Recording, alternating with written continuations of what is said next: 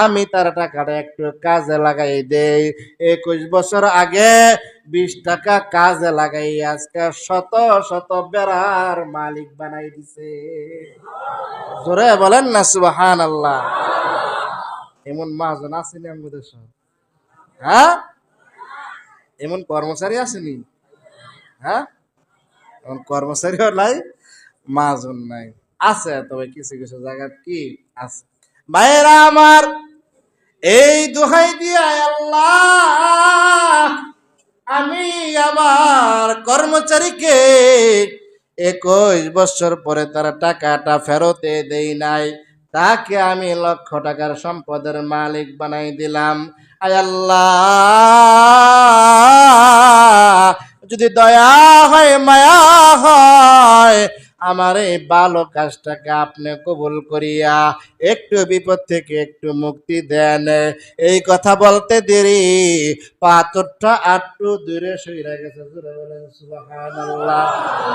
3 number ব্যক্তিকে বলা হয় ভাই, আপনার 35 বছর জিন্দেগিতে আপনি দেখেন কোন একটা ভালো কাজ করছেন কিনা।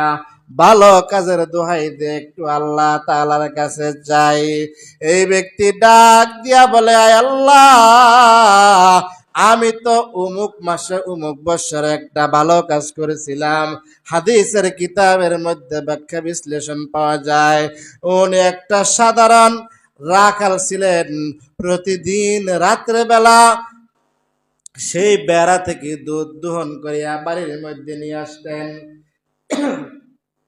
দুধ দহন করিয়া বাড়ির মধ্যে নিয়ে আসতেন। কিন্তু যেই পথে উনি বাড়ির মধ্যে ঢুকতেন, আগে হলো উনার বিবির ঘর, উনার সন্তানের ঘর।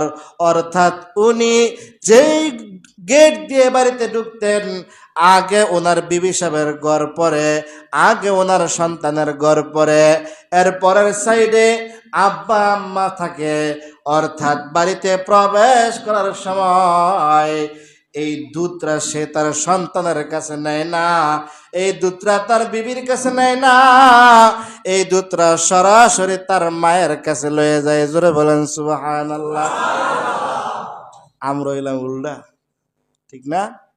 বউ লাগিয়া কোনটা খাওয়ান নেই, বাপ মা জানেনি, আবার বউর শিয়াই দেয়। তো গেলাম মোয়ের মধ্যে বেড়া নাই, সকালবেলা গেলাম বক্করদা কয়ে দিস না মারতে, তোরা যাই না খাওয়াইছি।